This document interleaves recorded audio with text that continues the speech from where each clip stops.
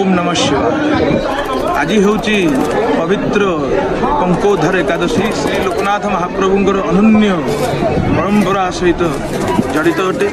महाप्रभु गोटे दिन ही महाप्रभुंर श्रीलिंग दर्शन सौभाग्य समस्त भक्त माने सेवायत माने समस्त लाभ करते। वर्ष तमाम भक्त माने जहाँ लगी कर फूल बेलपत्र सुना रूपा छाची कदली नड़िया मानसिक जहाँ भगवान को मस्तक जहाँ लगी हुए अन्य देवालय शिवालय मानक महाप्रभुंर नीतिगति समय से सब लगी पढ़ा जाऊा समय यही मंदिर तार विकल्प हुए। यही मंदिर जहाँ भक्त मैंने जहाँ लगी करते सी गोटे वर्ष तमाम रही है। महाप्रभु मस्तक ये लगी हुई ये सढ़ा पर ये पंख सदृश होता है।